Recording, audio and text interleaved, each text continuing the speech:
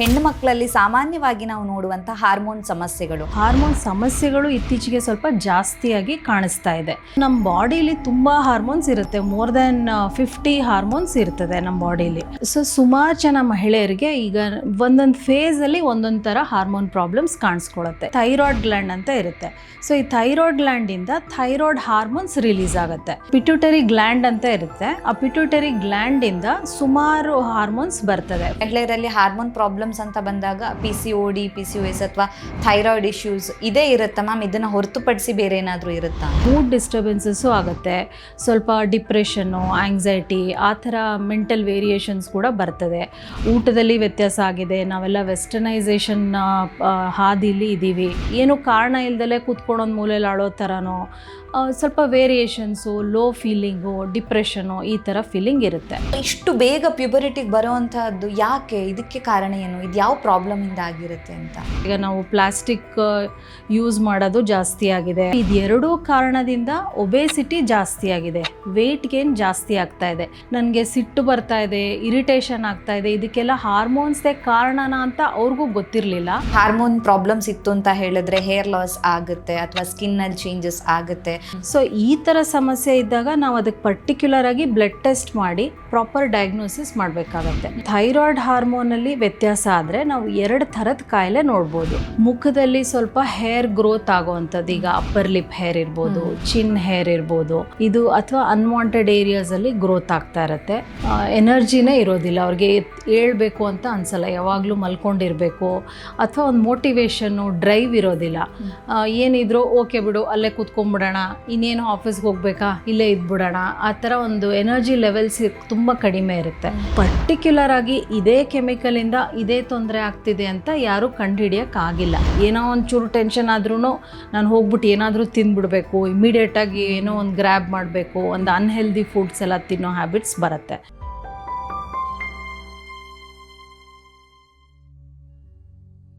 ವಿಜಯ ಕರ್ನಾಟಕ ವೀಕ್ಷಕರಿಗೆ ನಮಸ್ತೆ. ನಾನು ರಕ್ಷಾ ಕೋಟ್ಯಾನ್.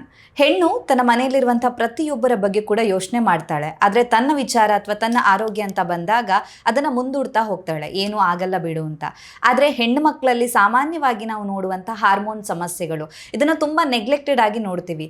ಆದರೆ ಹಾರ್ಮೋನ್ ಸಮಸ್ಯೆಗಳು ಬಂದಾಗ ಅದಕ್ಕೆ ಯಾವ ರೀತಿಯಾಗಿ ಟ್ರೀಟ್ಮೆಂಟ್ ತಗೋಬೇಕಾಗತ್ತೆ, ಯಾವ ಕಾರಣಕ್ಕೋಸ್ಕರ ಹಾರ್ಮೋನ್ ಸಂಬಂಧಿತ ಸಮಸ್ಯೆಗಳು ಹೆಣ್ಣು ಮಕ್ಕಳನ್ನು ಕಾಡುತ್ತೆ, ಇದರ ಲಕ್ಷಣಗಳು ಯಾವ ರೀತಿಯಾಗಿರುತ್ತೆ, ಮಹಿಳೆಯರು ತಮ್ಮ ಒಟ್ಟಾರೆ ಆರೋಗ್ಯವನ್ನು ಹೇಗೆ ಕಾಪಾಡಿಕೊಳ್ಬೇಕಾಗತ್ತೆ, ಈ ಎಲ್ಲ ವಿಚಾರದ ಬಗ್ಗೆ ಹೆಚ್ಚಿನ ಮಾಹಿತಿನ ತಿಳಿಸ್ಕೊಡೋದಕ್ಕೆ ಇವತ್ತು ನಮ್ಮ ಜೊತೆ ಇದ್ದಾರೆ doctor Kavita ji Pujar, senior consultant obstetrician and gynaecologist and infertility specialist, Cloud9 hospitals, HRBR layout, Bangalore. Doctor, ಕಾರ್ಯಕ್ರಮಕ್ಕೆ ಸ್ವಾಗತ. ನಮಸ್ತೆ ಮ್ಯಾಮ್. ಧನ್ಯವಾದಗಳು ರಕ್ಷಾ. ನಮಸ್ಕಾರ ವೀಕ್ಷಕರೇ. ಸೊ ಇವತ್ತು ನಾವು ಹೆಣ್ಮಕ್ಳಲ್ಲಿ ಹಾರ್ಮೋನ್ಸ್ ತೊಂದರೆ ಏನೇನಿರುತ್ತೆ ಅದ್ರ ಬಗ್ಗೆ ತಿಳ್ಕೊಳ್ಳೋಣ. ಸೊ ಈ ಹಾರ್ಮೋನ್ಸ್ ಅಂದರೆ ಏನು ಅಂತ ಮೊದಲು ತಿಳ್ಕೊಳ್ಳೋಣ. ಸೊ ಈ ಹಾರ್ಮೋನ್ಸ್ ಅಂದರೆ ಇವು ಕೆಮಿಕಲ್ ಮೆಸೆಂಜರ್ಸ್ ಅಂತ ಒಂದು ಸಿಂಪಲ್ ಲ್ಯಾಂಗ್ವೇಜಲ್ಲಿ ಹೇಳ್ಬೋದು. ಸೊ ಕೆಮಿಕಲ್ ಮೆಸೆಂಜರ್ಸು ಇದು ಬಂದ್ಬಿಟ್ಟು ನಮ್ಮಲ್ಲಿ ಗ್ಲ್ಯಾಂಡ್ಸ್ ಅಂತ ಇರುತ್ತೆ. ಸೊ ಆ ಗ್ಲ್ಯಾಂಡ್ಸಿಂದ ಉತ್ಪತ್ತಿ ಆಗುತ್ತೆ. ಈಗ ಉದಾಹರಣೆಗೆ ಥೈರಾಯ್ಡ್ ಗ್ಲ್ಯಾಂಡ್ ಅಂತ ಇರುತ್ತೆ. ಸೊ ಈ ಥೈರಾಯ್ಡ್ ಗ್ಲ್ಯಾಂಡಿಂದ ಥೈರಾಯ್ಡ್ ಹಾರ್ಮೋನ್ಸ್ ರಿಲೀಸ್ ಆಗುತ್ತೆ. ಈ ಪ್ರತಿಯೊಂದು ಹಾರ್ಮೋನ್ಗೂ ಒಂದೊಂದು ಫಂಕ್ಷನ್ ಅಂತ ಇರುತ್ತೆ. ಅದು ಬಂದ್ಬಿಟ್ಟು ಟಾರ್ಗೆಟ್ ಆರ್ಗನಿಗೆ ಹೋಗ್ಬಿಟ್ಟು ಆ ಕೆಲಸ ಮಾಡೋ ಥರ ಮಾಡಿಕೊಡುತ್ತೆ. ಸೊ ಇದಕ್ಕೆ ನಾವು ಹಾರ್ಮೋನ್ಸ್ ಅಂತ ಕರಿತೀವಿ. ಸೊ ನಮ್ಮ ಬಾಡಿಲಿ ತುಂಬ ಹಾರ್ಮೋನ್ಸ್ ಇರುತ್ತೆ, ಮೋರ್ ದೆನ್ 50 ಹಾರ್ಮೋನ್ಸ್ ಇರ್ತದೆ ನಮ್ಮ ಬಾಡಿಲಿ. ಸೊ ಬೇರೆ ಬೇರೆ ಗ್ಲ್ಯಾಂಡ್ಸಿಂದ ಬೇರೆ ಬೇರೆ ಹಾರ್ಮೋನ್ಸ್ ಬರುತ್ತೆ. ಸೊ ಫಾರ್ ಎಕ್ಸಾಂಪಲ್ ಈಗ ಥೈರಾಯ್ಡಿಂದ ಥೈರಾಯ್ಡ್ ಗ್ಲ್ಯಾಂಡ್, ಪಿಟ್ಯೂಟರಿ ಗ್ಲ್ಯಾಂಡ್ ಅಂತ ಇರುತ್ತೆ. ಆ ಪಿಟ್ಯೂಟರಿ ಗ್ಲ್ಯಾಂಡಿಂದ ಸುಮಾರು ಹಾರ್ಮೋನ್ಸ್ ಬರ್ತದೆ. ಫಾರ್ ಎಕ್ಸಾಂಪಲ್ ಗ್ರೋತ್ ಹಾರ್ಮೋನ್ ಅಂತ ಬರುತ್ತೆ, ಆಮೇಲೆ FSH LH ಅಂತ ರಿಪ್ರೊಡಕ್ಟಿವ್ ಹಾರ್ಮೋನ್ಸ್ ಬರ್ತದೆ, ಆಮೇಲೆ ನಿಮಗೆ ಆಕ್ಸಿಟೋಸಿನ್ ಅಂತ ಬರುತ್ತೆ, ADH ಅಂತ ಬರುತ್ತೆ. ಈ ಥರ ಸುಮಾರು ಹಾರ್ಮೋನ್ಸ್ ಇರುತ್ತೆ. ಪಿಟ್ಯೂಟರಿ ಗ್ಲ್ಯಾಂಡ್ಗೆ ನಾವು ಮಾಸ್ಟರ್ ಗ್ಲ್ಯಾಂಡ್ ಅಂತ ಕೂಡ ಕರಿತೀವಿ. ಓಕೆ. ಸೊ ಹಾಗಿದ್ರೆ ಈ ಹಾರ್ಮೋನ್ ಸಂಬಂಧಿತ ಸಮಸ್ಯೆಗಳು ಮುಂಚೆ ಇರಲಿಲ್ವಾ, ಈಗಲೇ ಹೆಚ್ಚಾಗ್ತಾ ಇದೆಯಾ ಅಥವಾ ಟೆಸ್ಟ್ಗಳು ಜಾಸ್ತಿ ಆಗ್ತಾ ಇದೆಯಾ, ಹೇಗೆ ಅಂತ? ಸೊ ಇದು ಎರಡೂ ಮಾತು ನಿಜ ಅಂತ ಹೇಳ್ತೀನಿ. ಸೊ ಒಂದು, ಹಾರ್ಮೋನ್ ಸಮಸ್ಯೆಗಳು ಇತ್ತೀಚೆಗೆ ಸ್ವಲ್ಪ ಜಾಸ್ತಿಯಾಗಿ ಕಾಣಿಸ್ತಾ ಇದೆ. ಇನ್ನೊಂದು, ಮುಂಚೆ ಇದ್ರ ಬಗ್ಗೆ ಅಷ್ಟು ಅವೇರ್ನೆಸ್ ಇರಲಿಲ್ಲ, ಜನರಿಗೆ ಗೊತ್ತಿರಲಿಲ್ಲ ಈ ಥರ ಹಾರ್ಮೋನ್ಸ್ ಅಂತ ಇದೆ, ಇದಕ್ಕೆ ಈ ಥರ ಟೆಸ್ಟ್ ಟೆಸ್ಟ್ ಮಾಡಬೇಕು ಅಥವಾ ಇದಕ್ಕೆ ಈ ಥರ ಟ್ರೀಟ್ಮೆಂಟ್ ಅವೈಲೇಬಲ್ ಇದೆ, ಡಾಕ್ಟರ್ಸ್ ಇದನ್ನೆಲ್ಲ ನೋಡ್ತಾರೆ, ಅದ್ರ ಬಗ್ಗೆ ಅಷ್ಟೊಂದು ಅವೇರ್ನೆಸ್ ಇರಲಿಲ್ಲ. ಈಗ ಮುಂಚೆನೂ ಮೆನ್ಸ್ಟ್ರೇಷನ್ನು ಈ ಥರ ಎಲ್ಲ ಆಗ್ತಾ ಇತ್ತು, ಮೆನೋಪಾಸ್ ಟೈಮಲ್ಲೂ ಹಾರ್ಮೋನ್ಸ್ ಪ್ರಾಬ್ಲಮ್ಸ್ ಎಲ್ಲ ಬರ್ತಾ ಇತ್ತು. ಬಟ್ ಅವಾಗ ಜನಕ್ಕೆ ಗೊತ್ತಿರಲಿಲ್ಲ. ಹಾಗಾಗಿ ಅವರು ಡಾಕ್ಟರ್ ಹತ್ರ ಹೋಗ್ಬಿಟ್ಟು ಈ ಥರ ನನಗೆ ಸಮಸ್ಯೆ ಇದೆ ಅಥವಾ ಈ ಥರ ನನಗೆ ಮೂಡ್ ವೇರಿಯೇಷನ್ಸ್ ಆಗ್ತಾ ಇದೆ, ನನಗೆ ಸಿಟ್ಟು ಬರ್ತಾ ಇದೆ, ಇರಿಟೇಷನ್ ಆಗ್ತಾ ಇದೆ, ಇದಕ್ಕೆಲ್ಲ ಹಾರ್ಮೋನ್ಸ್ದೇ ಕಾರಣನ ಅಂತ ಅವ್ರಿಗೂ ಗೊತ್ತಿರಲಿಲ್ಲ. ಹಾಗಾಗಿ ಡಿಟೆಕ್ಷನ್ನು ಕಡಿಮೆ ಆಗ್ತಿತ್ತು, ಅದ್ರ ಬಗ್ಗೆ ತಿಳುವಳಿಕೆ ಕಡಿಮೆ ಇತ್ತು. ಇವಾಗ ಒಂದು ಜಾಸ್ತಿನೂ ಆಗಿದೆ, ಯಾಕಂದರೆ ನಮ್ಮ ಲೈಫ್ ಸ್ಟೈಲ್ ಚೇಂಜಸ್ ಆಗಿದೆ ಇವಾಗ. ಸೊ ನಮಗೆ ಊಟದಲ್ಲಿ ವ್ಯತ್ಯಾಸ ಆಗಿದೆ, ನಾವೆಲ್ಲ ವೆಸ್ಟರ್ನೈಸೇಷನ್ ಹಾದಿಲಿ ಇದ್ದೀವಿ. ಅಂದರೆ ತುಂಬ ವೆಸ್ಟರ್ನ್ ಫುಡ್ಸ್ ತಿಂತಾ ಇದ್ದೀವಿ, ಜಂಕ್ ಫುಡ್ಸ್ ಜಾಸ್ತಿ ತಿಂತಾ ಇದ್ದೀವಿ, ಪ್ರಾಸೆಸ್ಡ್ ಫುಡ್ಸ್ ತಿಂತಾ ಇದ್ದೀವಿ. ಅದ್ರ ಜೊತೆಗೆ ನಮ್ಮಲ್ಲಿ ಏನಾಗಿದೆ, ಫಿಸಿಕಲ್ ಆ್ಯಕ್ಟಿವಿಟಿ ತುಂಬ ಕಡಿಮೆ ಆಗಿದೆ. ಸೊ ಇದೆರಡೂ ಕಾರಣದಿಂದ ಒಬೇಸಿಟಿ ಜಾಸ್ತಿ ಆಗಿದೆ, ವೆಯ್ಟ್ ಗೇನ್ ಜಾಸ್ತಿ ಆಗ್ತಾ ಇದೆ. ಇವೆಲ್ಲ ಸಮಸ್ಯೆಯಿಂದ ಒಂದಕ್ಕೊಂದು ಸೇರಿಕೊಂಡು ಸ್ವಲ್ಪ ಹಾರ್ಮೋನ್ ಪ್ರಾಬ್ಲಮ್ಸ್ ಜಾಸ್ತಿ ಆಗ್ತಿದೆ. ಫಾರ್ ಎಕ್ಸಾಂಪಲ್, ಈಗ ಪ್ರೀ ಮೆನ್ಸ್ಟ್ರಲ್ ಸಿಂಡ್ರೋಮ್ ಅಂತ ಕರಿತೀವಿ. ಈಗ ಋತುಚಕ್ರದಲ್ಲೇ ಮೆನ್ಸ್ಟ್ರೇಷನ್ ಆಗೋಕ್ಕಿಂತ ಒಂದು ವಾರ 10 ದಿನ ಮುಂಚೆ ಸ್ವಲ್ಪ ಹಾರ್ಮೋನ್ ವ್ಯತ್ಯಾಸ ಕಾಣಿಸ್ಕೊಳ್ಳುತ್ತೆ. ಸೊ ಈ ಸಮಯದಲ್ಲಿ ಮೂಡ್ ಡಿಸ್ಟರ್ಬೆನ್ಸಸ್ಸು ಆಗುತ್ತೆ, ಸ್ವಲ್ಪ ಡಿಪ್ರೆಷನ್ನು, ಆಂಗ್ಸೈಟಿ, ಆ ಥರ ಮೆಂಟಲ್ ವೇರಿಯೇಷನ್ಸ್ ಕೂಡ ಬರ್ತದೆ. ಹಾಗೂ ಕೆಲವೊಬ್ಬರಿಗೆ ಬ್ರೆಸ್ಟ್ ಚೇಂಜಸ್ ಬರುತ್ತೆ, ಸ್ವಲ್ಪ ಬಾಡಿ ಪೇನ್ಸ್ ಥರ ಬರುತ್ತೆ. ಸೊ ಇದೆಲ್ಲ ಪ್ರೀ ಮೆನ್ಸ್ಟ್ರಲ್ ಸಿಂಡ್ರೋಮ್ ಅಂತ ಕರಿತೀವಿ. ಈ ಥರ ಸಮಸ್ಯೆ ಮುಂಚೆನೂ ಇದ್ದಿತ್ತು, ಆದರೆ ಇವಾಗ ಅದ್ರ ಬಗ್ಗೆ ಅವೇರ್ನೆಸ್ ಜಾಸ್ತಿ ಆಗಿರೋದ್ರಿಂದ ನಮಗೆಲ್ಲ ಗೊತ್ತಾಗ್ತಾ ಇದೆ. ಓಕೆ, ಹಾಗಾಗಿ ಮೋಸ್ಟ್ ಕಾಮನ್ ಆಗಿ ಈಗ ಮಹಿಳೆಯರಲ್ಲಿ ಹಾರ್ಮೋನ್ ಪ್ರಾಬ್ಲಮ್ಸ್ ಅಂತ ಬಂದಾಗ PCOD, PCOS ಅಥವಾ ಥೈರಾಯ್ಡ್ ಇಶ್ಯೂಸ್ ಇದೇ ಇರುತ್ತಾ ಮ್ಯಾಮ್? ಇದನ್ನು ಹೊರತುಪಡಿಸಿ ಬೇರೆ ಏನಾದರೂ ಇರುತ್ತಾ ಅಂತ? ಹೌದು. ಸೊ ಸುಮಾರು ಜನ ಮಹಿಳೆಯರಿಗೆ ಈಗ ಒಂದೊಂದು ಫೇಸಲ್ಲಿ ಒಂದೊಂದು ಥರ ಹಾರ್ಮೋನ್ ಪ್ರಾಬ್ಲಮ್ಸ್ ಕಾಣಿಸ್ಕೊಳ್ಳುತ್ತೆ. ಈಗ ಸ್ಟಾರ್ಟಿಂಗಲ್ಲಿ ಪ್ಯೂಬರ್ಟಿ ಫೇಸ್ ಅಂತ ಬರ್ತದೆ. ಸೊ ಮಕ್ಕಳ ಫೇಸಿಂದ ಅವರು ಅಡಲ್ಟ್ ಫೇಸಿಗೆ ಟ್ರಾನ್ಸ್ಫಾರ್ಮೇಷನ್ ಆಗ್ತಾರೆ. ಸೊ ಇದಕ್ಕೆ ನಾವು ಅಡೋಲೆಸೆನ್ಸ್ ಅಂತ ಕರಿತೀವಿ. ಸೊ ಈ ಫೇಸಲ್ಲಿ ಏನಾಗುತ್ತೆ, ರೀಪ್ರೊಡಕ್ಟಿವ್ ಹಾರ್ಮೋನ್ ಸ್ಟಾರ್ಟ್ ಆಗ್ತಾ ಹೋಗುತ್ತೆ. ಸೊ ಆವಾಗ ಸ್ವಲ್ಪ ಅವ್ರಿಗೆ ಗ್ರೋತ್ ಸ್ಪರ್ಟ್ ಆಗುತ್ತೆ, ಸ್ವಲ್ಪ ಮೊಡವೆಗಳು ಕಾಣಿಸ್ಕೋಬೋದು, ಸ್ವಲ್ಪ ಪರ್ಸ್ನಾಲಿಟಿ ಚೇಂಜಸ್ಸು ಆಗುತ್ತೆ. ಸೊ ಅವರು ನಾವು ಇನ್ನು ಮಕ್ಕಳಲ್ಲ, ನಾವು ದೊಡ್ಡವರಾದ್ವಿ, ನಾವು ನಮಗೆ ಡಿಸಿಷನ್ ಮೇಕಿಂಗ್ ಕೆಪಾಸಿಟಿ ಇದೆ, ಸ್ವಲ್ಪ ಅಗ್ರೆಸಿವ್ ಬಿಹೇವಿಯರ್ ಕೂಡ ಕಾಣಿಸ್ಕೊಳ್ತದೆ. ಅದರ ನೆಕ್ಸ್ಟ್ ಬಂದ್ಬಿಟ್ಟು ರೀಪ್ರೊಡಕ್ಟಿವ್ ಫೇಸ್, ಅಂದರೆ ಅವ್ರಿಗೆ ಋತುಚಕ್ರ ಎಲ್ಲ ಕರೆಕ್ಟಾಗಿ ಆಗೋಕ್ಕೆ ಶುರುವಾಗುತ್ತೆ, ಪ್ರೆಗ್ನೆನ್ಸಿ ಎಲ್ಲ ಮಾಡ್ಕೊಳ್ಳೋಕ್ಕೆ ಇದು ಉತ್ತಮವಾದ ಸಮಯ ಇರುತ್ತೆ. ಸೊ ಆ ಸಮಯದಲ್ಲೂ ಏನಾಗುತ್ತೆ, ಕೆಲವೊಬ್ಬರಿಗೆ ಪ್ರೀ ಮೆನ್ಸ್ಟ್ರಲ್ ಸಿಂಡ್ರೋಮ್ ಅಂತ ಬರ್ತದೆ. ಸೊ ಮೆನ್ಸ್ಟ್ರೇಷನ್ ಆಗ್ತಾ ಇರುತ್ತೆ, ಬಟ್ ಅದು ಒಂದು ವಾರ 15 ದಿವಸ ಹಿಂದ್ಗಡೆ ಸ್ವಲ್ಪ ಮಟ್ಟಿಗೆ ಅವ್ರಿಗೆ mood changes, mood swings, breast changes ಇದೆಲ್ಲ ಕಾಣಿಸ್ಕೊಳ್ಳುತ್ತೆ. ಸೊ ನೆಕ್ಸ್ಟು ಪ್ರೆಗ್ನೆನ್ಸಿಲಿ ಕೂಡ ಹಾರ್ಮೋನ್ ಚೇಂಜಸ್ ಆಗುತ್ತೆ. ಸೊ ಪ್ರೆಗ್ನೆನ್ಸಿಲಿ ಏನಾಗುತ್ತೆ, ಈಸ್ಟ್ರೋಜನ್, ಪ್ರೊಜೆಸ್ಟ್ರಾನ್ ಇದು ಎರಡೂ ಹಾರ್ಮೋನ್ಸು ತುಂಬ ಹೈ ಲೆವೆಲಿಗೆ ಹೋಗುತ್ತೆ. ಅವಾಗ ಕೂಡ ಬಾಡಿ ಒಂಥರ ಟ್ರಾನ್ಸ್ಫಾರ್ಮ್ ಆಗುತ್ತೆ. ಆ ಬೇಬಿನ ಕ್ಯಾರಿ ಮಾಡಲಿಕ್ಕೋಸ್ಕರ ಬಾಡಿ ಚೇಂಜಸ್ ಆಗಿಬಿಟ್ಟು ಟ್ರಾನ್ಸ್ಫಾರ್ಮೇಷನ್ ತೋರಿಸ್ಕೊಳ್ಳುತ್ತೆ. ನೆಕ್ಸ್ಟು ಪ್ರೆಗ್ನೆನ್ಸಿ ಆದಮೇಲೆ ನಾವು ಪೋಸ್ಟ್ ಪಾರ್ಟಮ್ ಫೇಸ್ ಅಂತ ಕರಿತೀವಿ, post delivery face.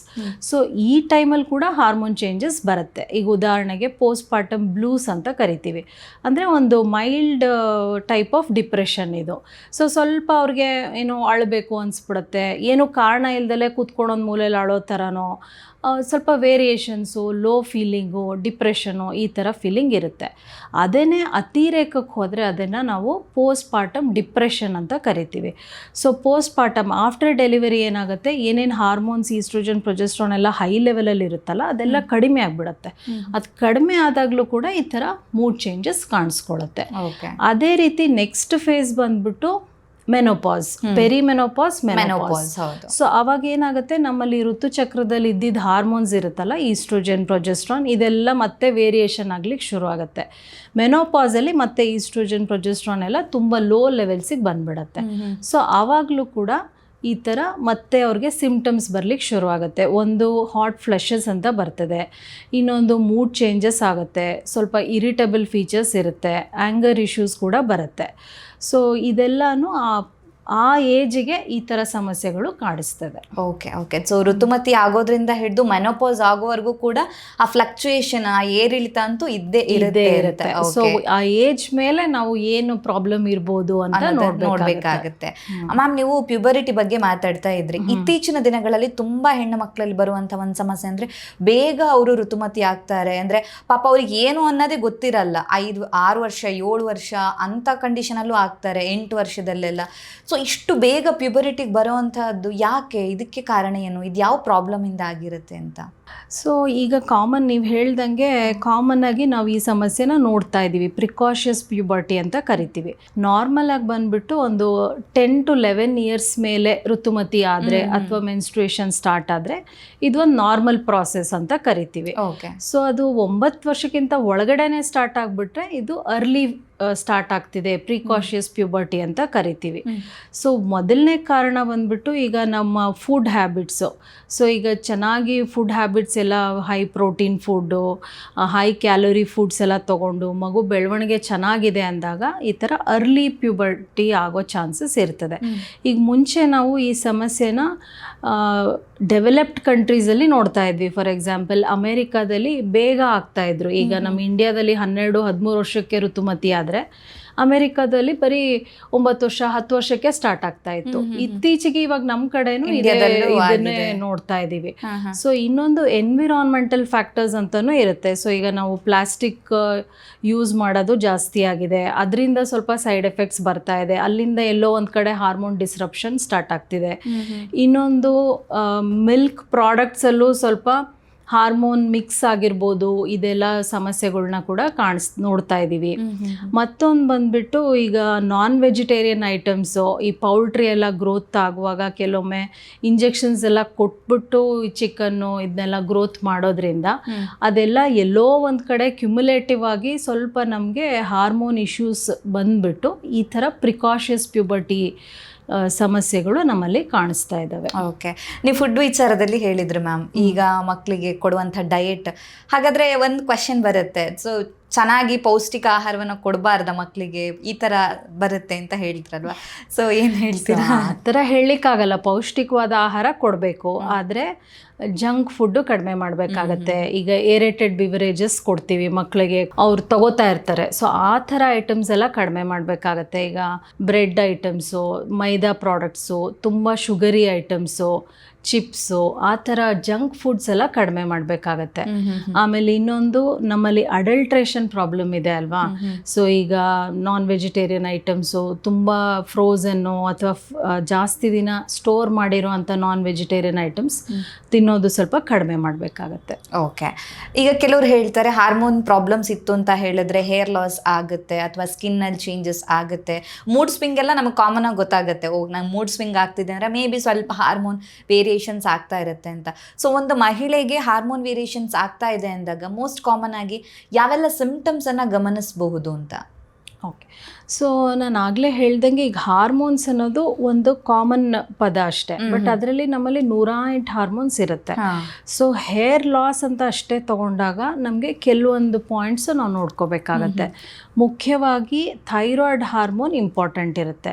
So thyroid ಹಾರ್ಮೋನಲ್ಲಿ ವ್ಯತ್ಯಾಸ ಆದರೆ ನಾವು 2 ಥರದ ಕಾಯಿಲೆ ನೋಡ್ಬೋದು. ಒಂದು ಹೈಪೋಥೈರಾಯ್ಡಿಸಮ್ ಅಂತ ಬರುತ್ತೆ, ಅಂದರೆ ಥೈರಾಯ್ಡ್ ಹಾರ್ಮೋನ್ಸ್ ಕಡಿಮೆ ಆಗಿರುತ್ತೆ. ಇನ್ನೊಂದು ಹೈಪರ್ ಥೈರಾಯ್ಡಿಸಮ್ ಅಂತ ಬರುತ್ತೆ.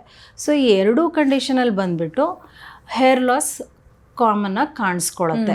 ಸೊ ಈ ಥರ ಸಮಸ್ಯೆ ಇದ್ದಾಗ ನಾವು ಅದಕ್ಕೆ ಪರ್ಟಿಕ್ಯುಲರ್ ಆಗಿ ಬ್ಲಡ್ ಟೆಸ್ಟ್ ಮಾಡಿ ಪ್ರಾಪರ್ ಡಯಾಗ್ನೋಸಿಸ್ ಮಾಡಬೇಕಾಗತ್ತೆ. ಮಾಡಿಬಿಟ್ಟು ಅದಕ್ಕೆ ತಕ್ಕನಂಗೆ, ಈಗ ಹೈಪೋಥೈರಾಯ್ಡಿಸಮ್ ಇದ್ದರೆ ನಾವು ಥೈರಾಯ್ಡ್ ಹಾರ್ಮೋನ್ ಟ್ಯಾಬ್ಲೆಟ್ನ ರಿಪ್ಲೇಸ್ಮೆಂಟ್ ಥೆರಪಿ ಅಂತ ಕೊಡ್ತೀವಿ. ಸೊ ರಿಪ್ಲೇಸ್ ಮಾಡಿದ್ರೆ ಅವಾಗ ಮತ್ತೆ ಅದೆಲ್ಲ ಥೈರಾಯ್ಡ್ ಹಾರ್ಮೋನ್ ಲೆವೆಲ್ಸ್ ನಾರ್ಮಲೈಸ್ ಆಗುತ್ತೆ. ಅದು ನಾರ್ಮಲೈಸ್ ಆದಾಗ ಹೇರ್ ಫಾಲು ಇದೆಲ್ಲ ಕಡಿಮೆ ಆಗ್ಲಿಕ್ಕೆ ಶುರುವಾಗುತ್ತೆ. ಇನ್ನೊಂದು ಬಂದ್ಬಿಟ್ಟು ಅಯನ್ ಡಿಫಿಷಿಯನ್ಸಿಯಿಂದ ಕೂಡ ನಮ್ಮ ಇಂಡಿಯಾದಲ್ಲಿ ಈ ಪ್ರಾಬ್ಲಮ್ ಜಾಸ್ತಿ ಇದೆ. ಸೊ ಇಂಡಿಯಾದಲ್ಲಿ ಅನೀಮಿಯಾ ಅಂತ ಕಾಮನ್ ಪ್ರಾಬ್ಲಮ್. ನಮ್ಮ ಊಟದಲ್ಲಿ ಅಯನ್ ಕಡಿಮೆ ಇರುತ್ತೆ, ಜೊತೆಗೆ ಅಯನ್ ಅಬ್ಸಾರ್ಪ್ಷನ್ನು ಕಡಿಮೆ ಇರುತ್ತೆ. ಸೊ ಆಲ್ಮೋಸ್ಟ್ 60 to 80% ಇಂಡಿಯನ್ ಲೇಡೀಸಲ್ಲಿ ಅನೀಮಿಯಾ ಇರುತ್ತೆ. ಈ ಅನೀಮಿಯಾಯಿಂದನೇ ಅರ್ಧ ಜನಕ್ಕೆ ಹೇರ್ ಫಾಲ್ ಆಗ್ಲಿಕ್ಕೆ ಶುರುವಾಗುತ್ತೆ. ಓಕೆ. ಇನ್ನು ಕೆಲವರಿಗೆ ಹೆಚ್ಚು ಪಿಂಪಲ್ ಬೀಳೋದು ಮತ್ತು ಬಾಡಿ ವೆಯ್ಟ್ ಜಾಸ್ತಿ ಆಗೋದು, ಅಂದರೆ ತೂಕ ಹೆಚ್ಚಾಗೋದು, ಇದೆಲ್ಲ ಕೂಡ ಹಾರ್ಮೋನ್ ಫ್ಲಕ್ಚುಯೇಷನ್ ಇಂದ ಅಂತಾನೆ ಹೇಳ್ಬೋದಾ, ಹೇಗೆ? ಓಕೆ. ಸೊ ಒಂದು ನಮ್ಮಲ್ಲಿ ಇವಾಗ PCOD ಅಂತ ಒಂದು ಪ್ರಾಬ್ಲಮ್ ಇದೆ. ಸೊ PCODಲಿ ಏನೇನು ಕಾಮನ್ ಸಿಂಪ್ಟಮ್ಸ್ ಏನು ಇದಕ್ಕೆ ಅಂದರೆ ಮೊಡವೆ ಬರೋ ಅಂಥದ್ದು, ಮುಖದಲ್ಲಿ ಸ್ವಲ್ಪ ಹೇರ್ ಗ್ರೋತ್ ಆಗುವಂಥದ್ದು, ಈಗ ಅಪ್ಪರ್ ಲಿಪ್ ಹೇರ್ ಇರ್ಬೋದು, ಚಿನ್ ಹೇರ್ ಇರ್ಬೋದು, ಇದು ಅಥವಾ ಅನ್ವಾಂಟೆಡ್ ಏರಿಯಾಸಲ್ಲಿ ಗ್ರೋತ್ ಆಗ್ತಾ ಇರುತ್ತೆ. ಮತ್ತು ಆ್ಯಕ್ಚುಯಲ್ ಸ್ಕ್ಯಾಲ್ಪಲ್ಲಿ ಬಂದ್ಬಿಟ್ಟು ಹೇರ್ ಲಾಸ್ ಆಗುತ್ತೆ. ಆಮೇಲೆ ಋತುಚಕ್ರದಲ್ಲಿ ವ್ಯತ್ಯಾಸ ಕಾಣಿಸ್ಕೊಳತ್ತೆ, ಇರ್ರೆಗ್ಯುಲರ್ ಪೀರಿಯಡ್ಸ್ ಇರ್ತದೆ. ಸೊ ಇದೆಲ್ಲ ಒಟ್ಟಿಗೆ ಇದ್ದಾಗ ನಾವು ಇದಕ್ಕೆ PCOD ಪ್ರಾಬ್ಲಮ್ ಅಂತ ಕರಿತೀವಿ. ಸೊ ಇದರಲ್ಲಿ ಮೇಯ್ನಾಗಿ ರಿಪ್ರೊಡಕ್ಟಿವ್ ಹಾರ್ಮೋನ್ಸಲ್ಲಿ ವ್ಯತ್ಯಾಸ ಕಾಣಿಸ್ಕೊಳತ್ತೆ. ಸೊ ಆ ಹಾರ್ಮೋನ್ ವ್ಯತ್ಯಾಸದಿಂದ ಋತುಚಕ್ರದಲ್ಲೇ ಬದಲಾವಣೆ ಶುರುವಾಗುತ್ತೆ.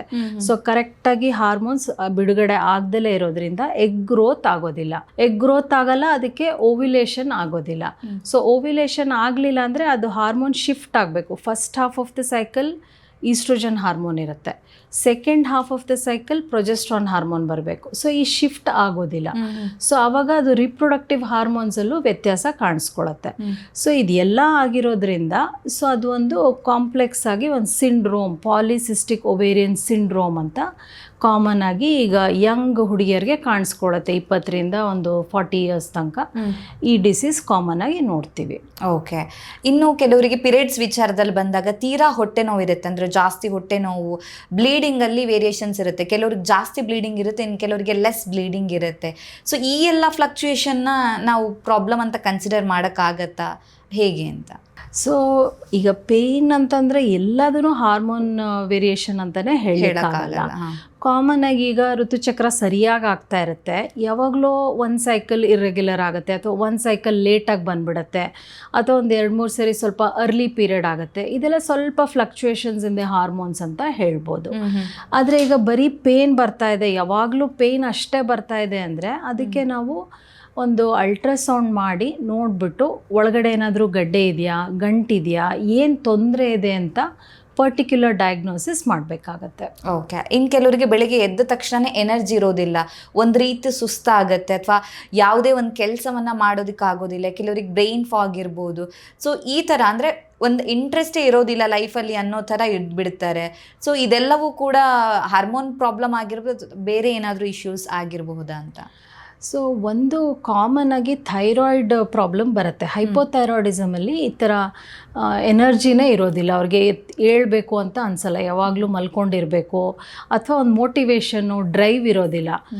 ಏನಿದ್ರು ಓಕೆ ಬಿಡು, ಅಲ್ಲೇ ಕೂತ್ಕೊಂಡ್ಬಿಡೋಣ, ಇನ್ನೇನು ಆಫೀಸ್ಗೆ ಹೋಗ್ಬೇಕಾ, ಇಲ್ಲೇ ಇದ್ಬಿಡೋಣ, ಆ ಥರ ಒಂದು ಎನರ್ಜಿ ಲೆವೆಲ್ಸ್ ತುಂಬ ಕಡಿಮೆ ಇರುತ್ತೆ. ಇದು ಕಾಮನ್ ಸಿಂಪ್ಟಮ್ ಆಫ್ ಹೈಪೋಥೈರಾಯ್ಡಿಸಮ್. ಇದು ಬಿಟ್ಟರೆ ನೆಕ್ಸ್ಟ್ ಬಂದುಬಿಟ್ಟು ಸ್ಟ್ರೆಸ್ ಹಾರ್ಮೋನ್ಸ್ ಇರುತ್ತೆ. ಸೊ ಸ್ಟ್ರೆಸ್ ಹಾರ್ಮೋನ್ಸಲ್ಲಿ 2 ಥರದ ಹಾರ್ಮೋನ್ಸ್ ಹೇಳ್ಬೋದು. ಒಂದು ಅಕ್ಯೂಟ್ ಸ್ಟ್ರೆಸ್ ಹಾರ್ಮೋನ್ಸು, ಇನ್ನೊಂದು chronic stress hormones. So acute stress ಅಂದರೆ ಇವಾಗ ಸದ್ಯಕ್ಕೆ ನಾನು ಇಮಿಡಿಯೇಟಾಗಿ ಎಕ್ಸಾಮ್ ಬರೀಬೇಕು ಅಂತ ಇಟ್ಕೊಳ್ಳಿ, ಆವಾಗ ನನಗೆ ಒಂಚೂರು ಅದು ಎಕ್ಸ್ಟ್ರಾ ಡ್ರೈವ್ ಬೇಕಾಗುತ್ತೆ. ಸೊ ಬಾಡಿ ಏನು ಮಾಡುತ್ತೆ, ಎಡ್ರಿನಲಿನ್, ನಾರ್ ಎಡ್ರಿನಲಿನ್ ಈ ಥರ ಹಾರ್ಮೋನ್ಸ್ನ ಪ್ರೊಡ್ಯೂಸ್ ಮಾಡುತ್ತೆ. ಸೊ ಆ ಮೊಮೆಂಟಿಗೆ ನನಗೆ ಸ್ಟ್ರೆಸ್ ಓವರ್ಕಮ್ ಮಾಡ್ಕೊಳ್ಳಿಕ್ಕೆ ಹೆಲ್ಪ್ ಆಗುತ್ತೆ. ಸೊ ಆವಾಗ ನನಗೆ ಸಡನ್ನಾಗಿ ಎನರ್ಜಿ ಬೂಸ್ಟ್ ಆಗುತ್ತೆ, ಹಾರ್ಟ್ ಬೀಟ್ ಜಾಸ್ತಿ ಆಗ್ತದೆ, ಸ್ವಲ್ಪ BP ಜಾಸ್ತಿ ಆಗುತ್ತೆ. ಆ ಮೊಮೆಂಟ್ರಲ್ಲಿ ನಾನು ಆ ಕೆಲಸ ಈಸಿಯಾಗಿ ಮಾಡೋ ಥರ ಮಾಡಿಕೊಡುತ್ತೆ ಬಾಡಿ. ಸೊ ಇದು ಒಂಥರ ಒಳ್ಳೆ ಹಾರ್ಮೋನು. ಸೊ ನಮಗೆ ಆ ಕ್ರೈಸಿಸ್ನ ದಾಟ್ಕೊಳ್ಳೋಕ್ಕೆ, ಈಗೇನೋ ಒಂದು ರನ್ನಿಂಗ್ ರೇಸ್ ಓಡಬೇಕು, ಸೊ ಆ ಕ್ರೈಸಿಸ್ ದಾಟ್ಕೊಳ್ಳೋಕ್ಕೆ ಈ ಥರ ಅಕ್ಯೂಟ್ ಹಾರ್ಮೋನ್ಸ್ ಹೆಲ್ಪ್ ಮಾಡುತ್ತೆ. ನೆಕ್ಸ್ಟ್ ಬಂದ್ಬಿಟ್ಟು ಕಾರ್ಟಿಸಾಲ್ ಅಂತ ಕ್ರಾನಿಕ್ ಸ್ಟ್ರೆಸ್ ಹಾರ್ಮೋನ್ ಅಂತ ಕರಿತೀವಿ. ಈಗ ಎವ್ರಿ ಡೇ ನಮಗೆ ಸ್ಟ್ರೆಸ್ ತೊಗೋತಾ ಇದ್ದೀವಿ, ಎವ್ರಿ ಡೇ ಏನೋ ಒಂದು ಸಮಸ್ಯೆ ಇದೆ, ಎವ್ರಿ ಡೇ ಒಂದು ಓವರ್ ಥಿಂಕಿಂಗ್ ಮಾಡ್ತಾ ಇದ್ದೀವಿ. ಹಿಂಗೆ ಮಾಡ್ತಾ ಮಾಡ್ತಾ ಮಾಡ್ತಾ ಏನಾಗುತ್ತೆ, ಅದು ಅಕ್ಯೂಟ್ ಸ್ಟ್ರೆಸ್ ಇದ್ದಿದ್ದು ಕ್ರಾನಿಕ್ ಸ್ಟ್ರೆಸ್ಗೆ ಹೋಗ್ಬಿಡುತ್ತೆ. ಸೊ ಕ್ರಾನಿಕ್ ಸ್ಟ್ರೆಸ್ ಆದಾಗ ಏನಾಗುತ್ತೆ, ಈ ಕಾರ್ಟಿಸಾಲ್ ಅನ್ನೋದು ಪ್ರತಿನಿತ್ಯ ನಾವು ಚೆಕ್ ಮಾಡಿದಾಗ ಜಾಸ್ತಿ ಜಾಸ್ತಿ ಜಾಸ್ತಿ ಬರ್ಲಿಕ್ಕೆ ಶುರುವಾಗುತ್ತೆ. ಸೊ ಈ ಥರ ತುಂಬ ದಿವಸ ಹಿಂಗೆ ಕಾರ್ಟಿಸಾಲ್ ಲೆವೆಲ್ಸ್ ಜಾಸ್ತಿ ಇದ್ದರೆ ಅವಾಗ ಏನಾಗುತ್ತೆ, ಇದು ಸ್ವಲ್ಪ ಸೈಡ್ ಇಫೆಕ್ಟ್ಸ್ ಕೊಡ್ಲಿಕ್ಕೆ ಶುರು ಮಾಡುತ್ತೆ. ಏನು ಸಮಸ್ಯೆ ಆಗುತ್ತೆ, ಒಂದು ಈ ಕಾರ್ಟಿಸಾಲಿಂದ ಶುಗರ್ ಲೆವೆಲ್ ಜಾಸ್ತಿ ಆಗ್ಲಿಕ್ಕೆ ಶುರುವಾಗುತ್ತೆ, ಇನ್ನೊಂದು ನಮ್ಮ ಬಾಡಿ BP ಮೆಷರ್ಮೆಂಟ್ಸ್ ಎಲ್ಲ ಜಾಸ್ತಿ ಆಗ್ಲಿಕ್ಕೆ ಶುರುವಾಗುತ್ತೆ. ಅದ್ರ ಜೊತೆಗೆ ಈ ವೇಸ್ಟಲ್ಲಿ ಫ್ಯಾಟ್ ಡೆಪಾಸಿಷನ್ ಅಂತ ಬರ್ತದೆ. ಫ್ಯಾಟ್ ಡೆಪಾಸಿಟ್ ಆಗಿಬಿಟ್ಟು ಅವರು ದಪ್ಪ ಆಗ್ಲಿಕ್ಕೆ ಶುರುವಾಗುತ್ತೆ. ಆಮೇಲೆ ಮೂಡ್ ಚೇಂಜಸ್ ಕೂಡ ಆಗುತ್ತೆ, ಲೋ ಮೂಡು, ಡಿಪ್ರೆಷನ್ನು, ಎನರ್ಜಿ ಲೆಸ್ ಫೀಲಿಂಗು, ಆ ಥರ ಎಲ್ಲ ಆಗುತ್ತೆ. ನೆಕ್ಸ್ಟ್ ಬಂದ್ಬಿಟ್ಟು ಇವ್ರಿಗೆ ಕ್ರೇವಿಂಗ್ ಕೂಡ ಜಾಸ್ತಿ ಇರುತ್ತೆ. ಸೊ ಏನೋ ಒಂಚೂರು ಟೆನ್ಷನ್ ಆದ್ರೂ ನಾನು ಹೋಗ್ಬಿಟ್ಟು ಏನಾದರೂ ತಿಂದ್ಬಿಡಬೇಕು, ಇಮಿಡಿಯೇಟಾಗಿ ಏನೋ ಒಂದು ಗ್ರ್ಯಾಬ್ ಮಾಡಬೇಕು, ಒಂದು ಅನ್ಹೆಲ್ದಿ ಫುಡ್ಸ್ ಎಲ್ಲ ತಿನ್ನೋ ಹ್ಯಾಬಿಟ್ಸ್ ಬರುತ್ತೆ. ಸೊ ಇವೆಲ್ಲ ಒಟ್ಟಿಗೆ ಒಂದೊಂದೇ ಸೇರ್ಕೊಂಡು ಏನು ಮಾಡುತ್ತೆ, ಬಾಡಿ ಒಬೇಸಿಟಿ ಕಡೆ ಹೋಗಲಿಕ್ಕೆ ಶುರು ಮಾಡುತ್ತೆ. ಸೊ ಈ ಥರ ಕಾರ್ಟಿಸಾಲ್ ಹೈ ಇದ್ದಾಗ್ಲೂ ಎನರ್ಜಿ ಲೆವೆಲ್ಸ್ ಕಡಿಮೆ ಆಗುತ್ತೆ, ಡಿಪ್ರೆಸಿವ್ ಸಿಂಪ್ಟಮ್ಸ್ ಕೂಡ ನಮ್ಮಲ್ಲಿ ಕಾಣಿಸ್ಕೊಳ್ತದೆ. ಓಕೆ, ಸೊ ಈ ಎಲ್ಲ ಸಿಂಪ್ಟಮ್ಸ್ಗಳು ಇದಾವೆ ಅಂದರೆ ಕೆಲವರಿಗೆ ಹೊಟ್ಟೆ ಸುತ್ತ ಮಾತ್ರ ಕೊಬ್ಬಿರುತ್ತೆ, ಅಂದರೆ ಅಬ್ಡಾಮಿನಲ್ ಭಾಗದಲ್ಲಿ ಇರುತ್ತೆ. ಸೊ ಅದು ಕೂಡ one of the hormone issues ಇಂದಾನೇ ಪ್ರಾಬ್ಲಮ್ ಬರ್ಬೋದಾ ಹೇಗೆ ಅಂತ? ಹೌದು. ಸೊ ನಾನು ಇವಾಗಲೇ ಅದ್ರ ಬಗ್ಗೆ ಹೇಳ್ದಂಗೆ, ಸೊ ಕಾರ್ಟಿಸಾಲ್ ಹಾರ್ಮೋನ್ ಯಾರಿಗೆ ತುಂಬ ದಿವಸದಿಂದ ಜಾಸ್ತಿ ಇರ್ತದೆ ಅವ್ರಿಗೆ ಈ ಥರ ಪರ್ಟಿಕ್ಯುಲರ್ ಆಗಿ ಅಬ್ಡಾಮಿನಲ್ ಅಡಿಪೋಸಿಟಿ ಅಂತ ಕರಿತೀವಿ, ಈ ಥರ ಸಮಸ್ಯೆ ಶುರುವಾಗ್ಬೋದು. ಅದು ಒಂದೇ ಅಲ್ಲ, so over all weight gain ಆಗ್ತಾ ಇದೆ ಒಬ್ಬರಿಗೆ, ಬೇರೆ ಹಾರ್ಮೋನ್ಸ್ ಇಶ್ಯೂಯಿಂದ ಇರ್ಬೋದು, ಅಥವಾ ಅವ್ರದ್ದು ಜೆನೆಟಿಕ್ಸ್ ಕೂಡ ಇರ್ಬೋದು. ಅವ್ರ ಫ್ಯಾಮಿಲಿಲಿ ಎಲ್ಲರೂ ಸ್ವಲ್ಪ ದಪ್ಪನೂ ಆಗಿದ್ದರೆ ಅವ್ರ ಫ್ಯಾಮಿಲಿಲಿ ಈ ಜೀನ್ಸ್ ರನ್ ಆಗ್ತಾ ಇದೆ ಅಂತ. ಸೊ ಅವರು ತಿನ್ನೋದು ಜಾಸ್ತಿ ಇರುತ್ತೆ, ಅವ್ರಿಗೆ ಓವರ್ ಆಲ್ ಮೆಟಬಾಲಿಸಮ್ ಸ್ವಲ್ಪ ಕಡಿಮೆ ಇರುತ್ತೆ, ಅವರು ಬೇಗ ಬೇಗ ವೇಟ್ ಗೇನ್ ಆಗ್ತಾ ಹೋಗ್ತಾರೆ.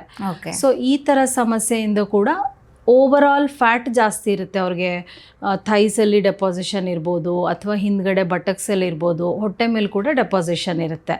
ಬಟ್ ಬರೀ ಹೊಟ್ಟೆ ಮೇಲೆ ಅಂದರೆ ಅದು ಸಾಮಾನ್ಯವಾಗಿ ಕಾರ್ಟಿಸಾಲ್ ರಿಲೇಟೆಡ್ ಇರ್ತದೆ. ಸೊ ಹಾಗಾಗಿ ಹಾರ್ಮೋನ್ ಪ್ರಾಬ್ಲಮ್ಸ್ ಇತ್ತು, ಆ ವೇರಿಯೇಷನ್ಸ್ ಇತ್ತು ಅಂತ ಹೇಳಿದಾಗ ನಮ್ಮ ಬಾಡಿಯಲ್ಲಿ ಸಿಂಪ್ಟಮ್ಸ್ ಕಾಣಿಸ್ಕೊಳ್ಳುತ್ತೆ, ಯಾವುದಾದ್ರೂ ಒಂದು ರೂಪದಲ್ಲಾದರೂ ಆ ಲಕ್ಷಣಗಳು ಇದ್ದೇ ಇರುತ್ತೆ ಅಂತ. ಸೊ ನಾವೀಗ ಹಾರ್ಮೋನ್ ವೇರಿಯೇಷನ್ಸ್ ಪ್ರಾಬ್ಲಮ್ ಅಂತ ಹೇಳಬೇಕಾದ್ರೆ ಮನೇಲಿ ಯಾರಾದರೂ ಹಿರಿಯರಿದ್ದಾಗ ಅವ್ರಿಗೆ ಒಂದು ಡೌಟ್ ಬರ್ಬೋದು, ನಮ್ಮ ಕಾಲದಲ್ಲಿ ಈ ಪ್ರಾಬ್ಲಮ್ ಎಲ್ಲ ಇರಲಿಲ್ಲಲ್ಲ, ಈಗ ಈ ಥರ ಹೊಸ ಹೊಸ ಸಮಸ್ಯೆಗಳ ಬಗ್ಗೆ ನಾವು ಕೇಳ್ತಾ ಇದ್ದೀವಿ ಅಂತ. ಹಾಗಿದ್ರೆ ಇತ್ತೀಚಿನ ದಿನಗಳಲ್ಲಿ ಹಾರ್ಮೋನ್ ಸಮಸ್ಯೆ ಹೆಚ್ಚಾಗೋದಕ್ಕೆ ಕಾರಣ ಏನು? ನಮ್ಮ ಲೈಫ್ ಸ್ಟೈಲ್ ಕಾರಣ ಆಗತ್ತಾ, ಅಥವಾ ಜೆನೆಟಿಕಲಿ ಏನಾದರೂ ಕಾರಣಗಳಿರ್ಬೋದಾ ಹೇಗೆ ಅಂತ?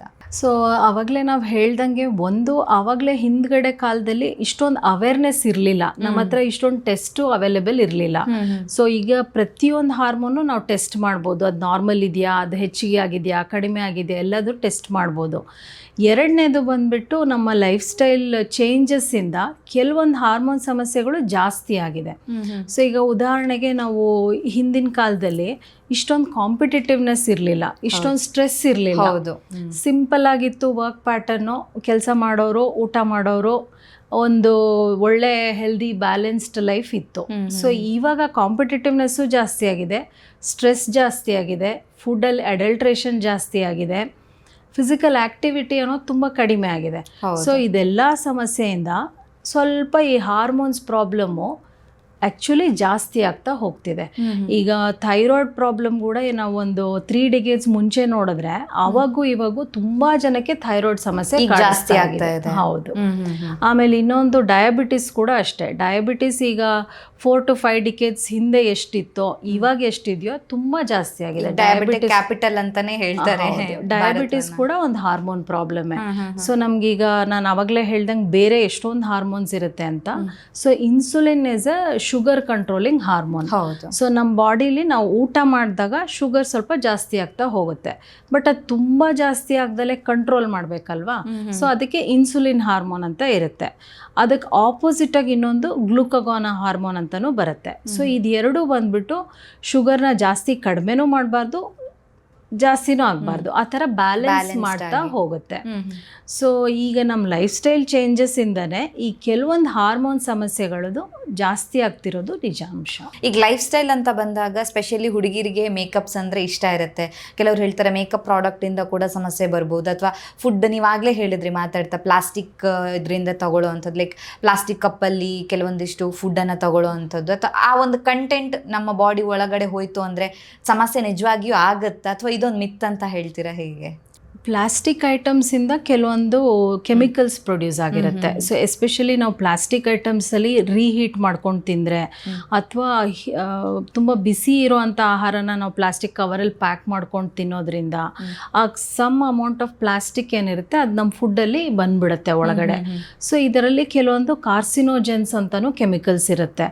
ಕೆಲವೊಂದು ಹಾರ್ಮೋನ್ ಡಿಸ್ರಪ್ಟರ್ಸ್ ಅಂತ ಕರಿತೀವಿ. ನಮ್ಮ ಒಳಗಡೆ ಏನು ಹಾರ್ಮೋನ್ ಸೈಕಲ್ಸ್ ನಡೀತಾ ಇದೆಯಲ್ಲ, ಸೊ ಆ ಹಾರ್ಮೋನ್ ಸೈಕಲ್ಸ್ ಎಲ್ಲೋ ಒಂದು ಕಡೆ ಡಿಸ್ರಪ್ಟ್ ಮಾಡ್ತಾ ಇರುತ್ತೆ. ಆದರೆ ಪರ್ಟಿಕ್ಯುಲರ್ ಆಗಿ ಇದೇ ಕೆಮಿಕಲಿಂದ ಇದೇ ತೊಂದರೆ ಆಗ್ತಿದೆ ಅಂತ ಯಾರೂ ಕಂಡುಹಿಡಿಯೋಕ್ಕಾಗಿಲ್ಲ. ಆದರೆ ಓವರ್ ಆಲ್ ಇವುಗಳನ್ನ ಎನ್ವಿರಾನ್ಮೆಂಟಲ್ ಫ್ಯಾಕ್ಟರ್ಸ್ ಅಂತ ಕರಿತೀವಿ. ಡೆಫಿನೆಟ್ಲಿ ಈ ಪ್ಲಾಸ್ಟಿಕ್ಕಿಂದ ಇದೆಲ್ಲ ಸ್ವಲ್ಪ ನಮ್ಮ ಮೇಲೆ ಏನೋ ಒಂದು ಎಫೆಕ್ಟ್ ಆಗ್ತಾ ಇರೋದು ನಿಜ. ಕಾಸ್ಮೆಟಿಕ್ಸಿಂದ ಆಗುತ್ತಾ? ಕಾಸ್ಮೆಟಿಕ್ಸಿಂದ ಹಾರ್ಮೋನ್ ಸಮಸ್ಯೆ ಏನಾಗಲ್ಲ. ಯೂಶಲಿ ಕಾಸ್ಮೆಟಿಕ್ಸಿಂದ ಇಟ್ಸ್ ಎ ಅಪ್ಲಿಕೇಶನ್ ಅಲ್ವಾ. ಸೊ ಅದರಿಂದ ಕೆಲವೊಂದು ಸರಿ ನಮಗೆ ಸ್ಕಿನ್ ಡ್ಯಾಮೇಜು ಆಗ್ಬೋದು. ಲಾಂಗ್ ಟರ್ಮಿಗೆ ಇಮಿಡಿಯೇಟ್ ಆಗಿ ಸ್ಕಿನ್ ಚೆನ್ನಾಗಿ ಕಾಣಿಸ್ಬೋದು, ಬಟ್ ಲಾಂಗ್ ಟರ್ಮ್ ಸ್ವಲ್ಪ ಸ್ಕಿನ್ ಡ್ಯಾಮೇಜ್ ಆಗ್ಲಿಕ್ಕೆ ಶುರುವಾಗುತ್ತೆ. ಆಮೇಲೆ ಕೆಲವೊಂದು ರಿಪೀಟೆಡ್ ಆಗಿ ಯೂಸ್ ಮಾಡಿದ್ರೆ ಮುಂದೆ ಸ್ಕಿನ್ ಕ್ಯಾನ್ಸರ್ ಬರೋ ಚಾನ್ಸಸ್ ಕೂಡ ಇರುತ್ತೆ. ಸ್ಕಿನ್ ಅಲರ್ಜೀಸ್ ಆಗುತ್ತೆ, ಅದು ಒಂದು ಸಮಸ್ಯೆ ಇದೆ. ಹಾರ್ಮೋನ್ ಸಮಸ್ಯೆ ಇತ್ತು ಅಂತ ಹೇಳಿದ್ರೆ ಫ್ಯೂಚರಲ್ಲಿ ಬೇಬಿ ಆಗೋದಕ್ಕೆ ಕಷ್ಟ ಆಗುತ್ತಾ ಅಥವಾ ಗರ್ಭಧಾರಣೆಗೆ ಕಷ್ಟ ಆಗುತ್ತಾ ಹೇಗೆ ಅಂತ? ಸೊ ಎಲ್ಲ ಹಾರ್ಮೋನ್ಸಿಂದ ಗರ್ಭಧಾರಣೆಗೆ ರಿಲೇಟೆಡ್ ಇರೋದಿಲ್ಲ. ಮುಖ್ಯವಾಗಿ ಕೆಲವೊಂದು ಹಾರ್ಮೋನ್ಸ್ ಇರುತ್ತೆ. So for example P C O D ಬಂದ್ಬಿಟ್ಟು ಇದೊಂದು ರಿಪ್ರೊಡಕ್ಟಿವ್ ಹಾರ್ಮೋನ್ ಪ್ರಾಬ್ಲಮ್. ಸೊ ಈ ಪಿ ಸಿ ಒ ಡಿ ಇರೋ ಪೇಷಂಟ್ಸಿಗೆ ಹೌದು ಸ್ವಲ್ಪ ಅದು ಫರ್ಟಿಲಿಟಿ ಮೇಲೆ ಎಫೆಕ್ಟನ್ನು ತೋರಿಸ್ಕೊಳುತ್ತೆ. ಯಾಕೆ ಈ ಥರ ತೋರಿಸ್ಕೊಳುತ್ತೆ ಅಂದರೆ ರಿಪ್ರೊಡಕ್ಟಿವ್ ಹಾರ್ಮೋನ್ಸ್ ವ್ಯತ್ಯಾಸ ಇರುತ್ತೆ. ಅವ್ರಿಗೆ ಎಗ್ ಗ್ರೋತ್ ಸರಿಯಾಗಿ ಆಗೋದಿಲ್ಲ. ಈ ಎಗ್ ಗ್ರೋತೇ ಆಗ್ತಾ ಇಲ್ಲ, ಓವ್ಯುಲೇಷನ್ ಆಗ್ತಾ ಇಲ್ಲ ಅಂತಂದರೆ ಆವಾಗ ಕನ್ಸೀವ್ ಆಗೋದು ಸ್ವಲ್ಪ ಕಷ್ಟ ಆಗುತ್ತೆ. ಎರಡನೇದು ಇಂಪಾರ್ಟೆಂಟ್ ಏನಂದರೆ thyroid problems. So thyroid problem ಇದ್ದವ್ರಿಗೂ ಅದು ಸ್ವಲ್ಪ ರಿಪ್ರೊಡಕ್ಷನ್ ಮೇಲೆ ಎಫೆಕ್ಟ್ ಕೊಡುತ್ತೆ. ಬಟ್ ಒಳ್ಳೇದೇನಂದರೆ ಥೈರಾಯ್ಡ್ ಪ್ರಾಬ್ಲಮ್ ಸಿಂಪಲ್ ಪ್ರಾಬ್ಲಮ್, ಅದಕ್ಕೆ ಕಂಪ್ಲೀಟ್ ಟ್ರೀಟ್ಮೆಂಟ್ ಇದೆ. ಸೊ ಅದು ಹಾರ್ಮೋನ್ ಕಡಿಮೆ ಆಗಿರುತ್ತೆ. ರಿಪ್ಲೇಸ್ಮೆಂಟ್ ಥೆರಪಿ ಅಂತ ಹಾರ್ಮೋನ್ ಟ್ಯಾಬ್ಲೆಟ್ ಕೊಟ್ಬಿಟ್ರೆ ಅದು ಕರೆಕ್ಟಾಗಿ ಮೇಂಟೈನ್ ಆಗುತ್ತೆ. ಬಟ್ ಅದು long term treatment, life long ತಗೋತಾ ಇರಬೇಕು, ಮೇಂಟೈನ್ ಮಾಡ್ತಾ ಇರಬೇಕು ಅದನ್ನು. ಸೊ ಆವಾಗವಾಗ ಬ್ಲಡ್ ಟೆಸ್ಟ್ ಮಾಡಿಸ್ಕೋತಾ ಇರಬೇಕಾಗತ್ತೆ. ಅದು ಹಾರ್ಮೋನ್ ಲೆವೆಲ್ಸ್ ಕರೆಕ್ಟ್ ಇದೆಯಾ ಇಲ್ವಾ ಇದನ್ನೆಲ್ಲ ಚೆಕಿಂಗ್ ಮಾಡ್ಕೋಬೇಕಾಗತ್ತೆ ನಾವು. ಓಕೆ. ಸೊ ಮಹಿಳೆಯರಲ್ಲಿ ಹೆಚ್ಚಾಗಿ ಕಂಡುಬರುವಂಥ ಈ ಒಂದು ಹಾರ್ಮೋನ್ ಸಮಸ್ಯೆಗೆ ಇಂಪಾರ್ಟೆಂಟ್ ಆಗಿ ಲೈಫ್ ಸ್ಟೈಲ್ ತುಂಬ ಮ್ಯಾಟರ್ ಆಗುತ್ತೆ ಅಂತ ನೀವು ಹೇಳಿದಾಗೆ. ಡಯಟು, ಎಕ್ಸಸೈಸು, ಮೆಂಟಲ್ ಹೆಲ್ತು, ಇದು ಮೂರು ಕೂಡ ತುಂಬಾ ಇಂಪಾರ್ಟೆಂಟ್. ಅದ್ರ ಜೊತೆಗೆ ನಿದ್ದೆ ಕೂಡ ಮುಖ್ಯ ಅಂತ. ಸೊ ಯಾವೆಲ್ಲ ಸಿಂಪ್ಟಮ್ಸ್ ಕಾಣಿಸ್ಕೊಳ್ಳುತ್ತೆ, ಇದಕ್ಕೆ ಚಿಕಿತ್ಸೆ ಅನ್ನೋದಕ್ಕಿಂತ ಲೈಫ್ ಸ್ಟೈಲ್ ಮಾಡಿಫಿಕೇಶನ್ ಹೇಗೆ ಮಾಡ್ಕೋಬೇಕಾಗತ್ತೆ, ಯಾವಾಗ ಅಲರ್ಟ್ ಆಗಬೇಕು, ಸೊ ಎಲ್ಲ ವಿಚಾರದ ಬಗ್ಗೆ ನಮ್ಮ ಆಡಿಯನ್ಸಿಗೆ, ಅದರಲ್ಲೂ ಸ್ಪೆಷಲಿ ಮಹಿಳೆಯರಿಗೆ ಈ ಒಂದು ಸೆಷನ್ ಅಂತಲೇ ಹೇಳ್ಬೋದು. ಸೊ ಒಂದೊಳ್ಳೆ ಇನ್ಫಾರ್ಮೇಷನನ್ನು ಕೊಟ್ಟಿದ್ದೀರಾ. Thank you ma'am, thank you so much. ಧನ್ಯವಾದ. ನಮ್ಮ ಇವತ್ತಿನ ಕಾರ್ಯಕ್ರಮದಲ್ಲಿ ಹಾರ್ಮೋನ್ ಸಂಬಂಧಿತ ಸಮಸ್ಯೆಗಳು ಯಾವುದೆಲ್ಲ, ಇದಕ್ಕೆ ಪರಿಹಾರ ಹೇಗೆ, ಈ ವಿಚಾರದ ಬಗ್ಗೆ ಡಾಕ್ಟರ್ ನಮಗೆ ಹೆಚ್ಚಿನ ಮಾಹಿತಿನ ತಿಳಿಸ್ಕೊಟ್ಟಿದ್ದಾರೆ. ಆರೋಗ್ಯಕ್ಕೆ ಸಂಬಂಧಿಸಿದಂಥ ಹೆಚ್ಚಿನ ವಿಡಿಯೋಗಳನ್ನು ನಮ್ಮ ವಿಜಯ ಕರ್ನಾಟಕ ಹೆಲ್ತ್ ಪೇಜ್ನಲ್ಲಿ ನೀವು ನೋಡಬಹುದು.